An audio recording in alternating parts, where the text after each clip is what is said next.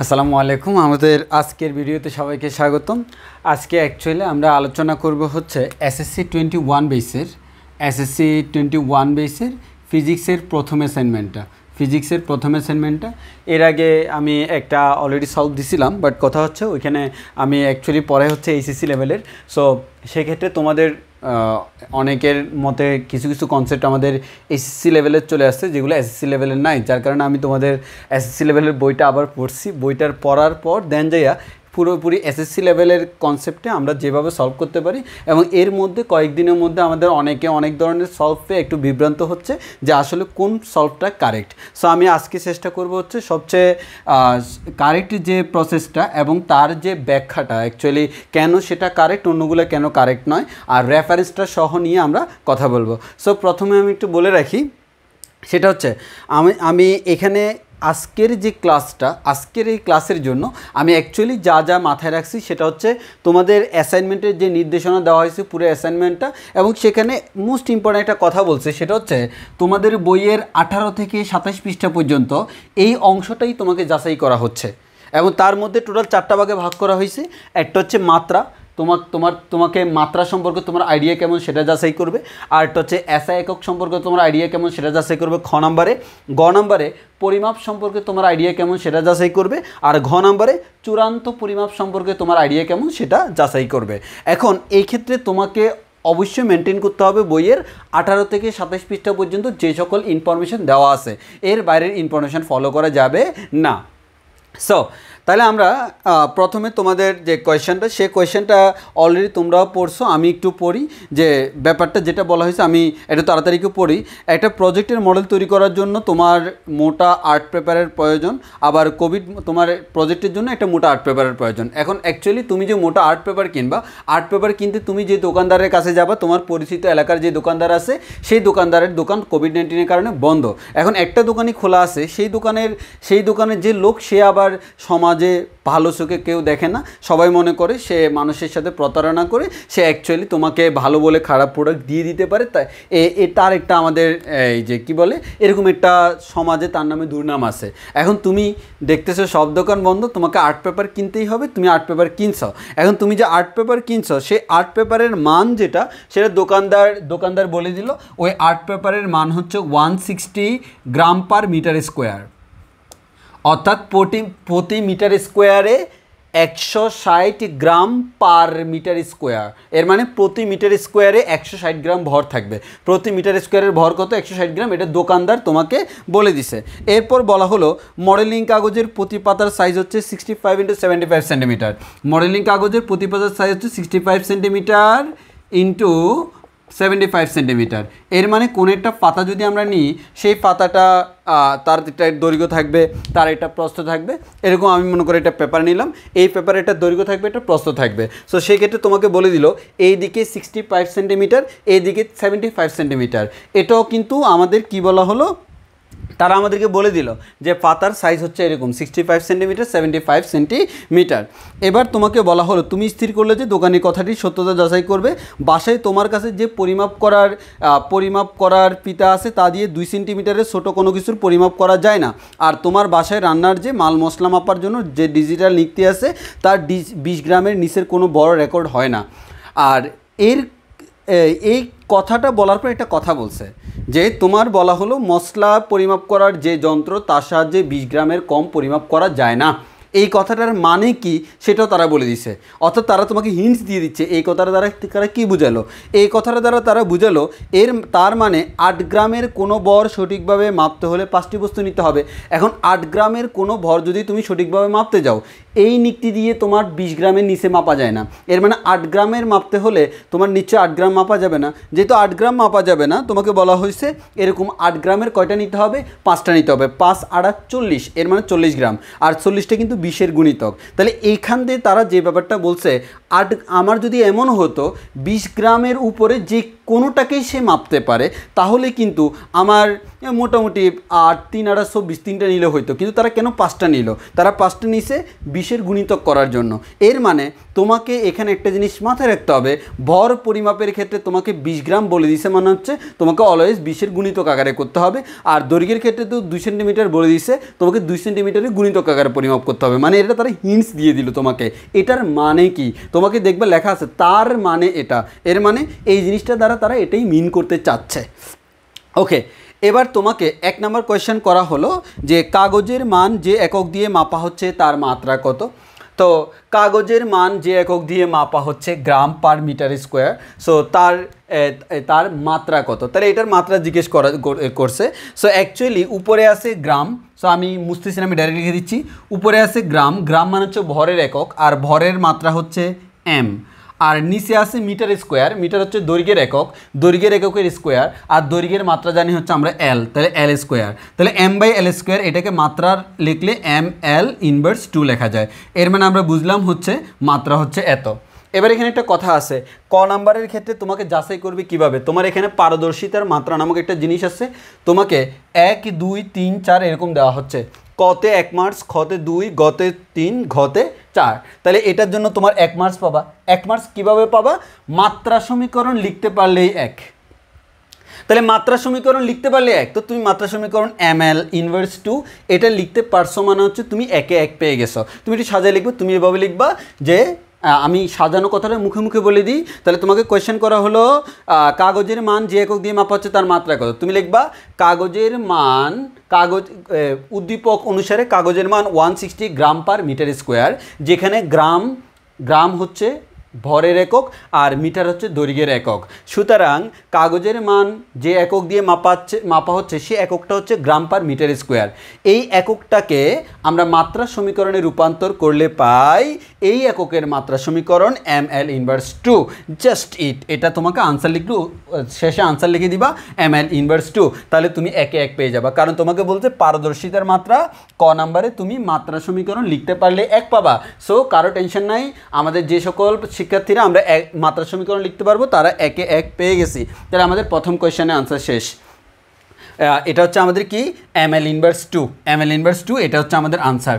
আচ্ছা, এবার হচ্ছে তোমাকে এর পরের বার কোয়েশ্চেন করছে, আমি একটু এদিকে মুছে ফেলি, খালি জায়গায় করি, আমার যেহেতু জায়গায় খালি লাগবে। খ নাম্বারে তোমাকে প্রশ্ন করা হলো, কিলোগ্রামে মাপলে এই একক কি দাঁড়াবে। অর্থাৎ তোমার এখানে মান যেটা আছে সেটা হচ্ছে 160 গ্রাম পার মিটার স্কোয়ার, বলা হলো কিলোগ্রামে মাপলে কি হবে। সো তোমাকে গ্রাম থেকে কিলোগ্রামে নিতে হবে। কিলোগ্রামে মাপলে একক কি দাঁড়াবে, এককের কথা জিজ্ঞেস করছে। কিন্তু আমাদের অনেকে জিজ্ঞেস করবে এককের কথা জিজ্ঞেস করছে, একক না লিখে রূপান্তর কেন করা হয়। কারণ দেখো তোমাকে খ নাম্বারে বলা হয়েছে এসা একক লিখতে পারলে 1 পাবা, আর যদি কিলোগ্রামে পরিবর্তন করতে পারো তাহলে 2 পাবা। এর মানে তোমাকে কিলোগ্রামে পরিবর্তনও করতে বলছে। তাহলে আমরা কিলোগ্রামে পরিবর্তন কীভাবে লিখবো, আমরা লিখবো দেওয়া আছে উদ্দীপক অনুসারে, দেওয়া আছে কাগজের মান সমান এত ইকুয়ালস টু 160 ইন্টু 10 ইনভার্স, এই যে আমাদের আমরা ইংলিশে লিখতে আমি স্বাচ্ছন্দ্য বোধ করি, এভাবে লিখি 160 গ্রাম পার মিটার স্কোয়ার। তোমরা বাংলা ইংলিশ যে কোনোটাই লিখতে পারো, কোনো ব্যাপার না, দুইটাই লেখা যাবে। 160 গ্রাম পার মিটার স্কোয়ার, তাহলে আমরা লিখবো 160 into 10 inverse 3 KG per metre square. আর পাশে সাইড নোটে লিখে দিব, কেন তুমি এটা লিখছো, সাইড নোটে লিখে দিব যেহেতু 1 গ্রাম সমান 10 ইনভার্স 3 কেজি, এটা লিখে দিতে হবে। তাহলে অলরেডি দেখো কেজিতে এসা এককে রূপান্তর করা হয়ে গেছে। এই রূপান্তর করতে পারলে কিন্তু তোমার একটা মার্কস আছে।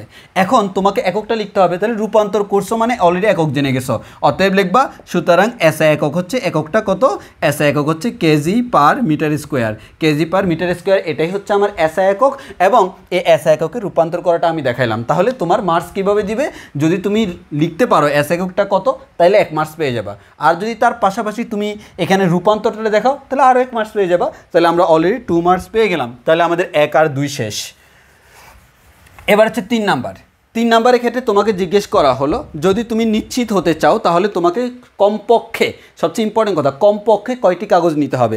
এর মানে কমপক্ষে কয়টি কাগজ নিলে তুমি দোকানদারের কথাটার সত্যতা যাচাই করতে পারবে সেটা তোমাকে জিজ্ঞেস করছে। ব্যাপারটা খেয়াল করো, এক্ষেত্রে তুমি যদি যে কোনো সংখ্যা লিখতে পারো, মানে তোমার হয়েছে কি হয় নাই কোনো ব্যাপার না, ইচ্ছা মতো যে কোনো সংখ্যা লিখে দিছ, 1টা 2টা 5টা 10টা 20টা 30টা 40টা যেটাই লেখো না কেন তুমি 1 মার্কস পেয়ে যাবা। আর যদি তুমি যে কোনো সংখ্যা না লিখে সঠিক সংখ্যাটা লিখতে পারো তাহলে তুমি 2 মার্কস পাবা। আর যদি কেন সেটা সঠিক তার সঠিক ব্যাখ্যা দিতে পারো তাহলে তুমি 3 মার্কস পেয়ে যাবা। তাহলে আমাদের কাজ হচ্ছে 3 মার্কস পাওয়া। আমরা সঠিক সংখ্যাও লিখব, আমরা সঠিক সংখ্যা লিখব, সঠিক লিখব, তার সপক্ষে যুক্তি দেখাবো। এখন কিভাবে দেখাবো একটু মনোযোগ দিয়ে খেয়াল করি। তাহলে আমি এইদিকে এগুলো একটু মুছে ফেলি, আমি জায়গাটা ক্লিয়ার করি। হ্যাঁ, আমাদের এটার জন্য ভালো জায়গা লাগবে। সো তোমাকে বলছে কমপক্ষে কয়টি কাগজ লাগবে। ওকে, তাহলে আমি ব্যাপারটা একটু ক্লিয়ার করি। তোমার এখানে আমি রেফারেন্স দিয়ে দিচ্ছি। রেফারেন্সটা হচ্ছে তোমার বইতে এরকমভাবে একটা কথা লেখা আছে, একটা মনে করো মিলিমিটার স্কেল। কি স্কেল? Millimetre scale. এই মিলিমিটার স্কেল কথাটার মানে কি? এই মিলিমিটার কথাটার স্কেল হচ্ছে তোমার কাছে এমন একটা স্কেল আছে যেটাতে দাগ কাটা আছে, মিলিমিটারে দাগ কাটা। কিসে দাগ কাটা? মিলিমিটারে। তাহলে এখান থেকে এখানে গেলা 1 millimetre, 2 millimetre, 3 millimetre, 4 millimetre, 5 millimetre, 6 millimetre, এরকম। অর্থাৎ দাগগুলো কাটা কীভাবে? মিলিমিটারে।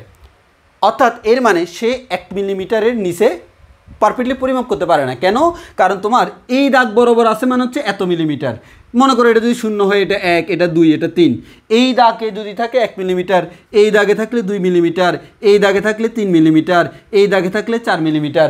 এর মানে হচ্ছে তাহলে যদি কেউ একজন এখানে থাকে তাহলে কি তুমি এখানে দাগ কাটা আছে ঠিকভাবে? না, দাগ কাটা আছে মিলিমিটারে, এখানে দাগ কাটা নাই। তাহলে এটা কি তোমাকে আন্দাজে নিতে হচ্ছে না? এই আন্দাজে নিতে গেলে কি তুমি পারফেক্ট মার্ক পাবা? না, পাবা না। এই কথাটার মানে হচ্ছে এর নিচে, অর্থাৎ এখানে মিলিমিটারে দাগ কাটা মানে 1 মিলিমিটারের কম মেজারমেন্ট করা যায় না। আর 1 মিলিমিটারের কম মেজারমেন্ট করতে গেলেই ভুল হয়ে যায়, কারণ এতটুকু হচ্ছে 1 মিলিমিটার, তার থেকে কম কোনো কিছু মেজারমেন্ট করতে গেলে ভুল হবে। ওই কারণে এবার যদি আমি বলি আমাদের এখানে বলা আছে আমার কাছে যে স্কেলটা আছে সেই স্কেল 2 সেন্টিমিটারের কম মাপতে পারে না। এর মানে সেই স্কেলের দাগটা এভাবে কাটা, 0 2 4 6 8 10 12। এর মানে এত সেন্টিমিটারের দাগ কাটা।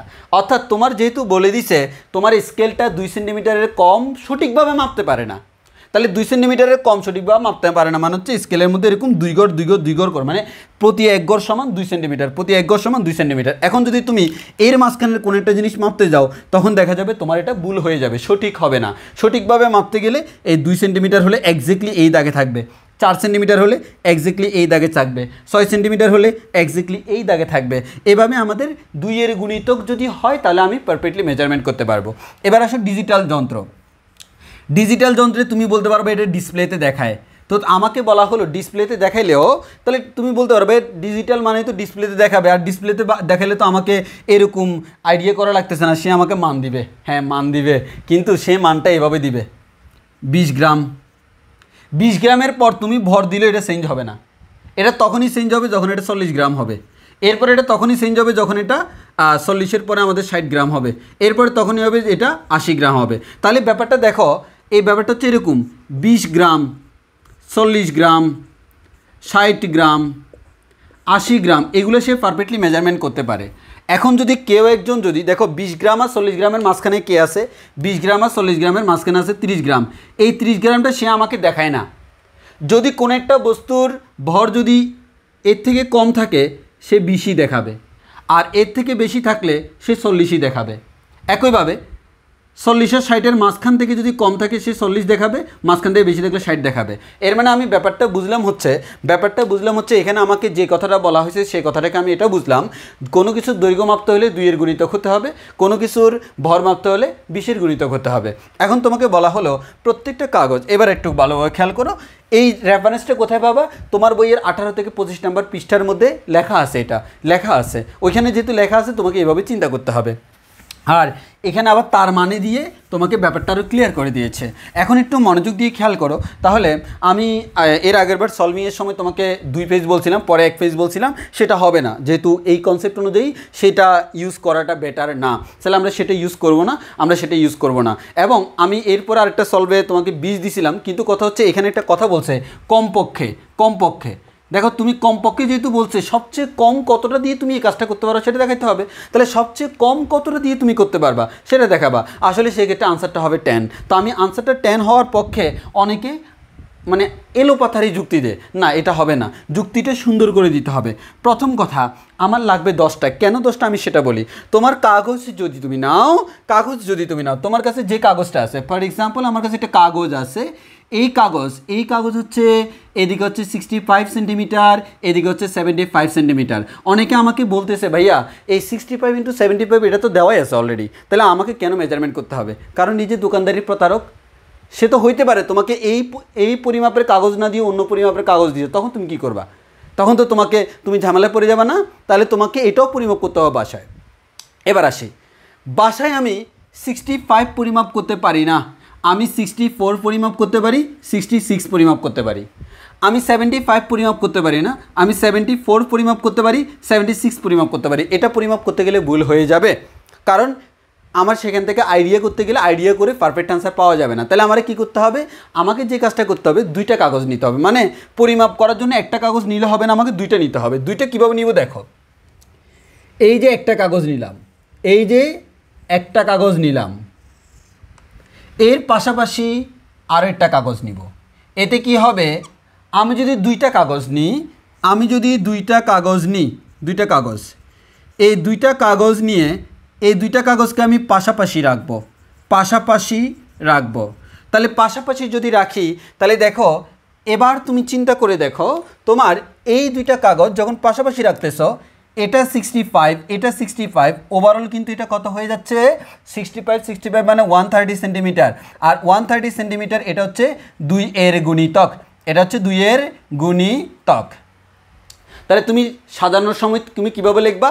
তুমি লিখবা হচ্ছে কাগজের প্রস্থ সঠিকভাবে পরিমাপ করতে হলে আমরা পাশাপাশি প্রস্থ বরাবর 2টা কাগজ রাখবো। কোন বরাবর? প্রস্থ বরাবর। আমি মুখে যা বলতেছি এগুলো তুমি সাজায় লিখবা, আমি সাজাই বলতেছি। কাগজের প্রস্থ এভাবে লিখবা, একটি কাগজের প্রস্থ 65 সেন্টিমিটার, যেটা 2 এর গুণিতক নয়। অতএব যদি আমি 2টা কাগজকে পাশাপাশি রাখি, তাহলে তাদের টোটাল প্রস্থ হয় 130 সেন্টিমিটার, যা 2 এর গুণিতক। অতএব আমরা এভাবে চিত্র এঁকে দিবা, এই চিত্রটা এঁকে লিখবা আমরা 2টা কাগজকে প্রস্থ বরাবর, এটা কোন বরাবর? প্রস্থ বরাবর, কারণ এটা প্রস্থ দৈর্ঘ্য 2 বরাবর রাখা যায়। আমরা 2টি কাগজ নিয়ে তাদেরকে প্রস্থ বরাবর পাশাপাশি রেখে স্কেল দিয়ে পরিমাপ করে দেখবো 130 সেন্টিমিটার আছে কি না। তাহলে পাশাপাশি পরিমাপ করব কত? 130। এবার আমরা লিখব 2টাকে পাশাপাশি রেখে 130 সেন্টিমিটার পাবো। 2টাকে পাশাপাশি রেখে যে মাপটা পাবো তাকে আবার 2 দ্বারা ভাগ করে একটি কাগজের প্রস্থের ব্যাপারে নিশ্চিত হব। তাহলে কি বললাম? এভাবে লিখব, 2টি কাগজকে প্রস্থ বরাবর পাশাপাশি রেখে তাদের টোটাল প্রস্থটা পরিমাপ করব, সেই প্রস্থকে 2 দ্বারা ভাগ করে, কারণ এটা কিন্তু 2টা কাগজের প্রস্থ। তাহলে আমার লাগবে কয়টা? একটা। সেই মানকে 2 দ্বারা ভাগ করে একটি কাগজের প্রস্থের ব্যাপারে নিশ্চিত হব। ওকে, তাহলে আমরা প্রস্থের ব্যাপারে নিশ্চিত হয়ে গেলাম। তাহলে ওভারঅল কি হবে? এদিকে আমি ফিতা দিয়ে পরিমাপ করব বা স্কেল দিয়ে পরিমাপ করে আমি 130 পাবো, তাকে আমি 2 দ্বারা ভাগ করলে ঠিকই আমি 65 পেয়ে যাব। আমি এবার নিশ্চিত এটা 65। বাট এই 65 নিশ্চিত হওয়ার জন্য একটা কাগজে হয় নাই, কয়টা কাগজ লাগছে? 2টা কাগজ লাগছে। এবার আসো, আচ্ছা তোমার কি প্রস্থ তো মাপা শেষ, এখন কি কাগজগুলোকে এভাবে ফেলে রাখা লাগবে? না, তুমি চাইলে কাগজগুলোকে আবার ভিন্ন ওরিয়েন্টেশনে সাজাইতে পারো। এক্স্যাক্টলি এই থিমটাই তোমাকে খাটাইতে হবে। সেটা হচ্ছে কি, আমার প্রস্থ মাপা শেষ, এবার আমার কি মাপতে হবে? দৈর্ঘ্য। এবার দৈর্ঘ্যের জন্য তুমি আবার আরেকটা চিত্র আঁকবা। কিরকম? এরকম চিত্র।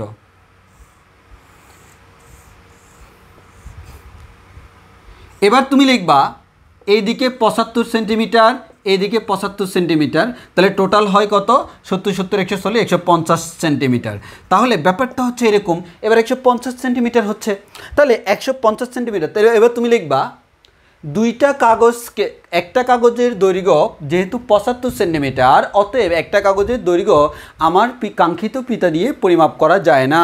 অতএব আমাকে পূর্বোক্ত, ব্যাপারটা দেখো, পূর্বোক্ত দুইটি কাগজ নিয়ে, মানে আগে যে দুইটা কাগজ করছিলাম সেই দুইটা কাগজ নিয়ে, পূর্বোক্ত দুইটি কাগজকে এবার চিত্রের ন্যায় দৈর্ঘ্য বরাবর পাশাপাশি রেখে, কোন বরাবর? দৈর্ঘ্য বরাবর, দৈর্ঘ্য বরাবর কিভাবে রাখবো? পাশাপাশি, পাশাপাশি কয়টি কাগজ? দুইটি কাগজ। কিসের ন্যায়? পূর্বের ন্যায়, পূর্বের ন্যায় মানে কোন কাগজ? পূর্বোক্ত কাগজ, পূর্বোক্ত কাগজ মানে আগে যে দুইটা কাগজকে আমি উক্ত করছি, উক্ত মানে কি?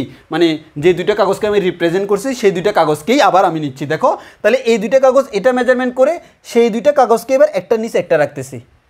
হ্যাঁ, এবার লিখব দুইটা কাগজকে দৈর্ঘ্য বরাবর রেখে ফিতা দিয়ে আমরা তাদের প্রস্থ পরিমাপ করে 150 সেন্টিমিটার পাবো, যাকে আবার 2 দ্বারা ভাগ করে আমি 150 সেন্টিমিটার পরিমাপ করতে পারি। দেন আমার হাতে তো ক্যালকুলেটর আছে, বাসায় ক্যালকুলেটর সবার আছে, তাহলে অতএব সেই মানকে 2 দ্বারা ভাগ করে একটি কাগজের প্রস্থের ব্যাপারে আমি নিশ্চিত হব। তাহলে ব্যাপারটা খেয়াল করো, ব্যাপারটা খেয়াল করো, একটি কাগজের দৈর্ঘ্য আর প্রস্থ কত সেই ব্যাপারে নিশ্চিত হওয়ার জন্য অন্তত কয়টা কাগজ লাগে? 2টা। তাহলে আমরা সুন্দর করে এবার এই চিত্র আর এই চিত্র আঁকার পর এবার আমরা সুন্দর করে লিখে দিব, এবার আমরা সুন্দর করে লিখে দিব অতএব একটি কাগজের দৈর্ঘ্য এবং প্রস্থের ব্যাপারে নিশ্চিত হওয়ার জন্য সর্বনিম্ন 2টি কাগজ লাগবে। এর মানে সব সময় 2টি করে কাগজ না নিলে আমরা কাগজের দৈর্ঘ্য প্রস্থ পরিমাপ করতে পারবো না। এর অর্থাৎ কাগজের সংখ্যা অবশ্যই 2-এর গুণিতক হবে। কাগজের সংখ্যা কার গুণিতক হবে? 2-এর গুণিতক হবে। এখন তুমি চাইলেও একটা নিতে পারবা না, 3টা নিতে পারবা না, 5টা নিতে পারবা না। কেন? কারণ তুমি তো 2টা করে কাগজ নিয়ে পরিমাপ করবে। এখন তুমি বলতে পারো ভাই আমি তো ভাইয়া 2টা কাগজ নিয়ে পরিমাপ করে ফেলছি, আর বাকিগুলো কি পরিমাপ করা লাগবে? কেন লাগবে না? কারণ দোকানদারির তো এমনও হইতে পারে তোমাকে যে কাগজগুলো দিছে 10টার মধ্যে 2টা কাগজ একরকম, বাকি 2টা কাগজ আরেক রকম, এরকম করে দিতে পারে না। ওই কারণে প্রতি 2টা করে তোমাকে মেজারমেন্ট করতে হবে। এর মানে 2-এর গুণিতক ছাড়া আমরা কাগজ নিতে পারবো না। এই কথাটা আমরা লিখে দিব, সুন্দর করে সাজিয়ে লিখে দিব। অতএব কাগজের দৈর্ঘ্য প্রস্থ পরিমাপ করার জন্য ন্যূনতম 2টি কাগজ লাগবে এবং কাগজের সংখ্যা অবশ্যই 2-এর গুণিতক হতে হবে। কিন্তু এখন আমি শিওর না আমার সর্বনিম্ন কয়টা কাগজ লাগবে, বাট আমি এটা শিওর আমার যতগুলো কাগজ লাগবে সেই কাগজের সংখ্যা কার গুণিতক? 2-এর গুণিতক।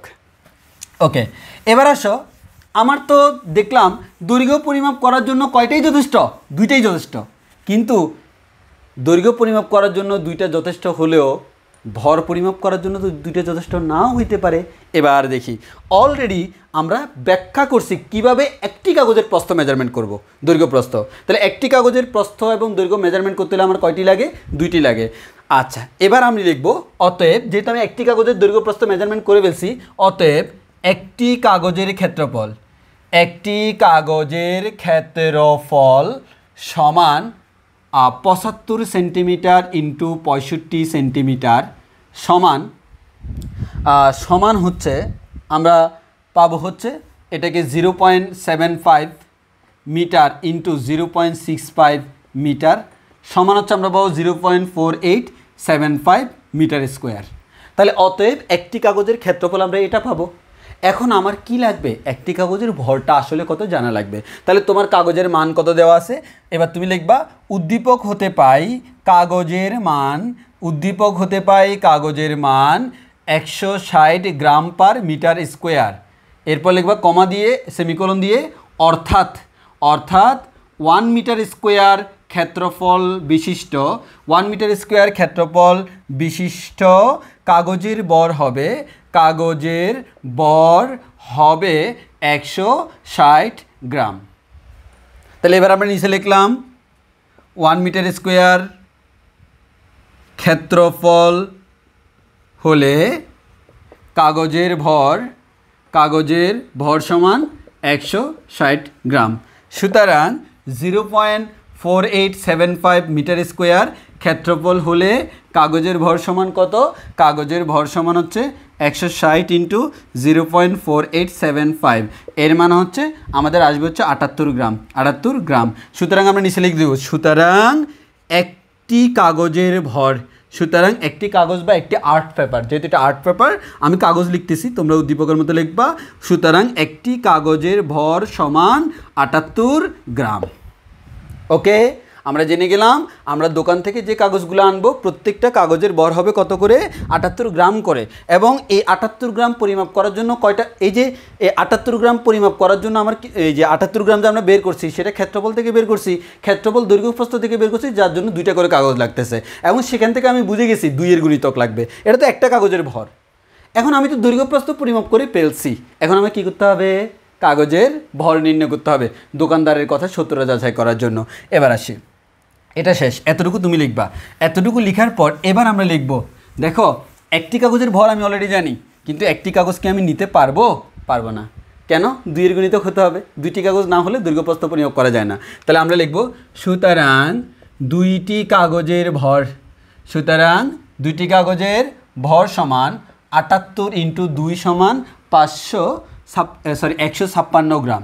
156 গ্রাম।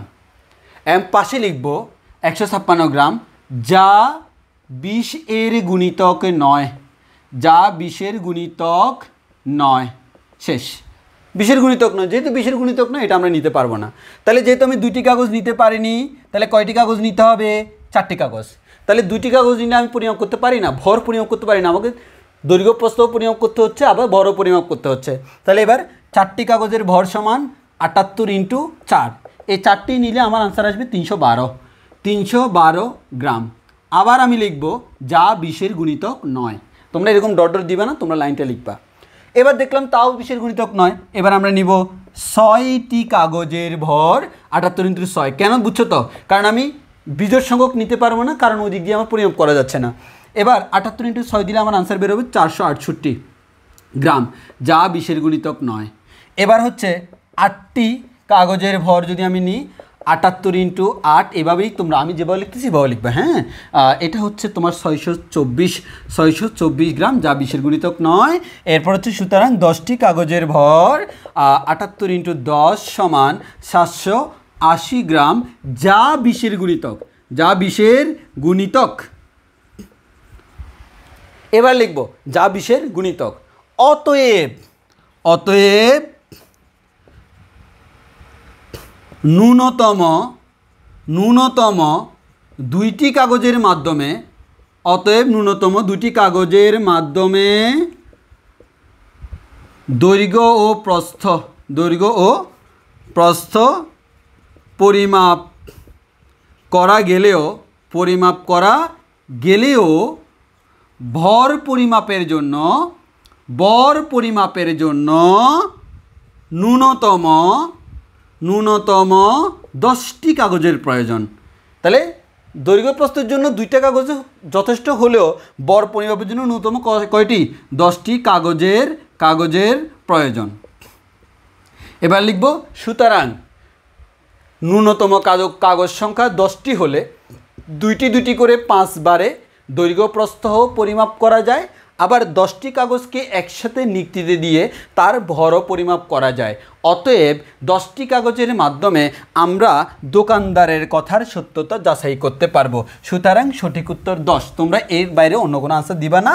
আমার কাছে মনে হলো যা আমি তোমাদের বই পড়ে যেটা বুঝলাম এটাই তোমাদের দেওয়া উচিত, এসএসসি লেভেলের কনসেপ্ট অনুযায়ী এটাই দেওয়া উচিত। কারণ আমি বারবার বলতেছি, তোমার বইয়ে লিখে দিচ্ছি 18 থেকে 27 পৃষ্ঠা, আমি সেই পৃষ্ঠার প্রত্যেকটা ওয়ার্ড পারফেক্টলি পড়ে তারপর যাই তোমাদেরকে আনসার দিচ্ছি। আচ্ছা, সো এর আগের আনসারগুলো তোমরা বাদ দিয়ে এটাই তুমি ফাইনালি করবা। আমি সাজেস্ট করবো এটাই আমরা ফাইনাল করবো। হ্যাঁ, এটাই আমরা ফাইনাল করবো। আর নেক্সট যে অ্যাসাইনমেন্টগুলো সেগুলো আমি দেওয়ার ক্ষেত্রে তোমাদের বইটা আমি পড়ে তারপর দিব, তাহলে এক্ষেত্রে আর মনে করো 2বার ভিডিও বানানো লাগবে না। অ্যান্ড ফাইনাল ওয়ান, তোমাকে বলা হলো চূড়ান্ত পরিমাপ। এক্ষেত্রে তোমাকে সূক্ষ্মতা পরিমাপের সমীকরণ লিখতে হবে। আমি আগে কোয়েশ্চেনটা পড়ি। কাগজের প্যাকেটের গায়ে যদি মান লেখা থাকে, কাগজের প্যাকেটের গায়ে মান লেখা আছে 120 ± 0.5 এবং লেখা আছে গ্রাম পার মিটার স্কোয়ার, একক, এত গ্রাম পার মিটার স্কোয়ার। এই কথাটার মানে তোমরা সবাই জানো, 120 মাইনাস 0.5 মানে হচ্ছে 119.5 থেকে সে 120.5 পর্যন্ত এই রেঞ্জের যে কোনো ভ্যালু সে মানে এক কথায় তুমি পরিমাপ করলে এটা হইতে পারে, যে কোনোটা হতে পারে। সো তোমাকে বলছে এখানে চূড়ান্ত ত্রুটির মান 0.5, এই 0.5 হচ্ছে কি চূড়ান্ত ত্রুটি। হ্যাঁ, এবার তোমাকে বলা হলো তোমার নির্ণীত মানে কতটুকু সঠিক বা নির্ভুল। আচ্ছা, এখানে সবচেয়ে ব্যাপারটা হচ্ছে তোমাকে বলছে সূক্ষ্মতা পরিমাপের সমীকরণ লিখতে হবে। সমীকরণ লিখতে পারলে 1 মার্কস পাবা। আর যদি তুমি সমীকরণ লিখে হিসাব করতে পারো, মানে তুমি সমীকরণ লিখছো হিসাবও করছো, 2 মার্কস পাবা। আর হিসাবটা যদি সঠিক হয় 3 মার্কস পাবা। আর যদি একক সহ সঠিক হিসাব করতে পারো, মানে তুমি সঠিক হিসাব করছো কিন্তু একক দাও নয়, হবে না, একক সহ যদি দাও তাহলে তুমি 4-এ 4 পাবা। এক্ষেত্রে আমি প্রথম অ্যাসাইনমেন্ট দেওয়ার সময় তোমাদেরকে একটা এই যে নতুন করে হিসাব বের করার একটা প্রসেস দেখাইছিলাম। তো যা দেখলাম এসএসসি লেভেলের বইতে সেটা দেয় নাই, যেহেতু এসএসসি লেভেলের বইতে ওই জিনিসটা দেওয়া নাই, সেটা এইচএসসি লেভেলের বইতে দেওয়া আছে। সো তোমরা সেটা ইউজ করবা না, তোমরা সরাসরি সংক্ষেপে করে দিবা। আমি ওই দিন করানোর সময় শুরুতে যেটা করছিলাম সেটাই, তবে শুরুতে যেটা করছিলাম সেটা 2 লাইনে করে দিলে হবে না, কারণ তোমার এখানে 4 মার্কসের কোয়েশ্চেন। সো একটু সুন্দর করে সাজায় লিখতে হবে তোমার বইয়ের মতো। সো তোমার বই অনুসারে এখানে বলে দেওয়া আছে যে তোমার চূড়ান্ত ত্রুটি। ভালো করে খেয়াল করো, ওরা যেটা দিল এই যে এরকমভাবে যদি কোনো কিছু লেখা থাকে এটাকে বলা হয় চূড়ান্ত ত্রুটি। এটাকে আমরা কি বলবো? চূড়ান্ত ত্রুটি। আর এটাকে বলা হয় এই যে এই পাশে যেটা থাকে এটাকে বলা হয় পরিমাপকৃত মান। এটাকে বলা হয় পরিমাপকৃত মান। এর মানে তোমার বইয়ের ভাষায় বোঝানো, তোমার বইয়ে যতগুলো এক্সাম্পল দিয়েছে সবগুলোই বোঝানো হয়েছে এটা লেখা মানে হচ্ছে এটা তুমি পরিমাপ করছো, তবে সেই পরিমাপের চূড়ান্ত ত্রুটি মানে ম্যাক্সিমাম ত্রুটি প্লাস মাইনাস এতটুকু হইতে পারে, এর বাইরে হইতে পারে না, এর বেশি হবে না, এর ভিতরেই হবে। ওকে, ভালো কথা।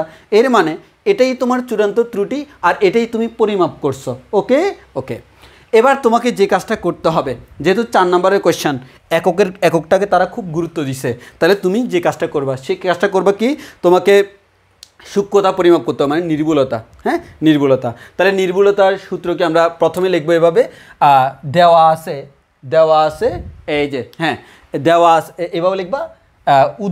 প্রশ্ন অনুসারে, যেহেতু এটা উদ্দীপক নাই, প্রশ্নের আছে, প্রশ্ন অনুসারে কাগজের গায়ে প্রাপ্ত মান 120 প্লাস মাইনাস 0.5 গ্রাম পার মিটার স্কোয়ার, এটা লিখছ।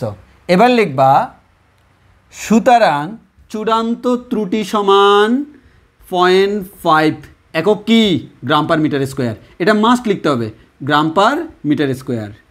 পরিমাপকৃত মান সমান 120, অবশ্যই গ্রাম পার মিটার স্কোয়ার। ঠিক আছে, অবশ্যই আমি ইংলিশে লিখি 0.5 লিখি গ্রাম পার মিটার স্কোয়ার, আর এটা লিখি 120 গ্রাম পার মিটার স্কোয়ার। হ্যাঁ, ওকে। আচ্ছা, এবার তোমার দুইটার একক সেম হইতে হবে, দুইটার একক সেমই আছে, ব্র্যাকেট দিয়ে লিখছে মানে সেম আছে। এখন তোমাকে যে কাজটা করতে হবে, কী করতে হবে ভাইয়া? তোমাকে সূক্ষ্মতা বের করতে হবে। দেখো, সূক্ষ্মতা পরিমাপ করা সরাসরি যায় না, সূক্ষ্মতা পরিমাপ করতে হয় আপেক্ষিক ত্রুটি থেকে। কি থেকে? আপেক্ষিক ত্রুটি থেকে। অর্থাৎ তোমার আপেক্ষিক কী পরিমাণ ত্রুটি হয়েছে, তাহলে ওভারঅল থেকে ত্রুটিটা বিয়োগ করে দিলে তুমি তোমার কতটুকু নির্ভুল সেটা পেয়ে যাবা। তাহলে আমাদের প্রথম কাজ হচ্ছে কি, আপেক্ষিক ত্রুটি। আমরা লিখব হচ্ছে আমরা জানি এটা আমাদের বইতে দেওয়া আছে। আমরা জানি আপেক্ষিক ত্রুটি সমান,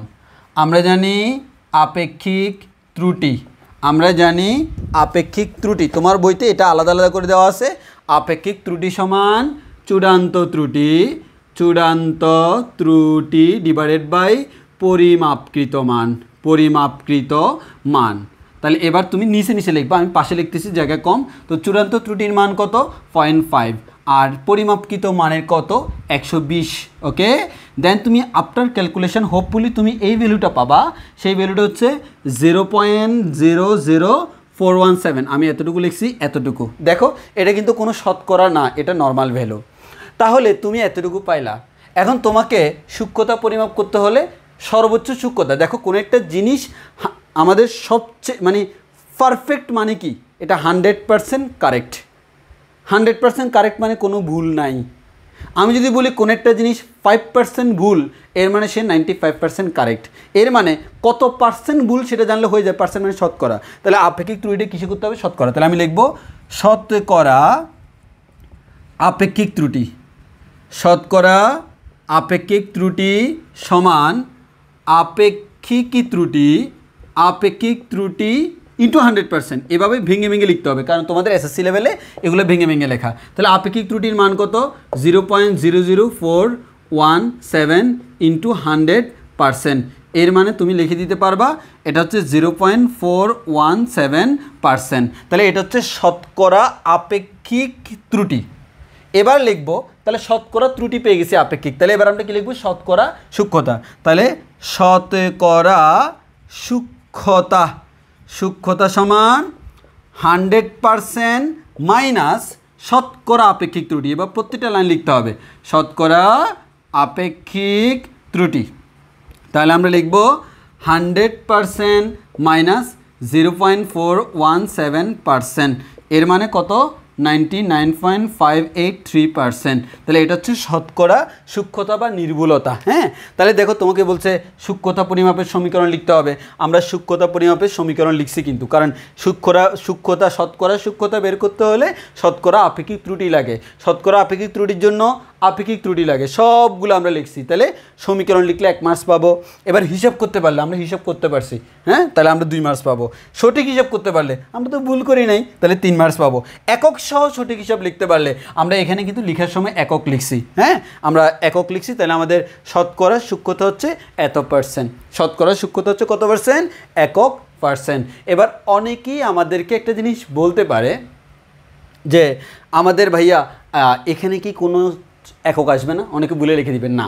দেখো, আপেক্ষিক ত্রুটি বের করার সময় তুমি ত্রুটি পরিমাপকৃত মান দ্বারা ভাগ করছো, এটার একক যা, এটার একক তা, সেম একক হলে কাটাকাটি, আমার আনসারে কোনো একক নাই। সো এটা নিয়ে তোমার টেনশন করতে হবে না। তাহলে আমরা বলবো আমাদের পরিমাপে, যেহেতু ওরা এটা দ্বারা মিন করছে, তুমি পরিমাপ করছো এটা, তাহলে আমাদের পরিমাপে শতকরা সূক্ষ্মতা হচ্ছে 99.583%। 99.583%, এটা হচ্ছে আমার পরিমাপে শতকরা ত্রুটি। সো আশা করি তোমরা এবার গুছিয়ে লিখতে পারবা। আশা করি এবার কারো কোনো কনফিউশন থাকবে না। আমি আজকে যেগুলো দিলাম সেগুলো 100% কারেক্ট, ইনশাল্লাহ কোনো ভুল হবে না। হ্যাঁ, আর এর পরবর্তী দেখো, আমরা যখন কোনো একটা অ্যাসাইনমেন্ট রেডি করি, খুবই দ্রুত রেডি করতে হয় তোমাদের জন্য। সো সেক্ষেত্রে যদি কোনো ভুল থাকে, আমরা পরবর্তী কারেকশন দিই। সো তোমরা সেই জিনিসগুলো মাথায় রাখবা। তবে এটা আমি সম্পূর্ণ কারেকশন করেই আবার নতুন করে দিছি। সো এক্ষেত্রে আশা করি এবার আর কোনো তোমাদের কনফিউশন থাকবে না, ইনশাল্লাহ আমরা সুন্দর করে লিখে ফেলবো। আর আমি কিছুক্ষণ পরে আবার একটা ভিডিও বানিয়ে তোমাদের কিভাবে তোমরা অ্যাসাইনমেন্ট লিখবা সেই সংক্রান্ত আবার অনেক কোয়েশ্চেন আছে। আমি কালার পেন ইউজ করতে পারবো কিনা, এটা করতে পারবো কিনা, ওটা করতে পারবো কিনা, সব কিছু আমি বলে দিব। আগে তোমরা উত্তরগুলো রেডি করে ফেলো, আমি উত্তরগুলো লিখে ফেলছি। এবং মনে রাখবা, তোমার কথাগুলো তোমার মতো করে লিখবা, বন্ধুর থেকে কপি করবা না। কনসেপ্ট ঠিক থাকবে, কিন্তু কথা নিজের মতো সাজিয়ে লিখবা, তাহলে ইনশাল্লাহ ভালো ফুল মার্কস পাবা। সো আজকে এত পর্যন্ত, ধন্যবাদ সবাইকে, আল্লাহ হাফেজ, আসসালামু আলাইকুম।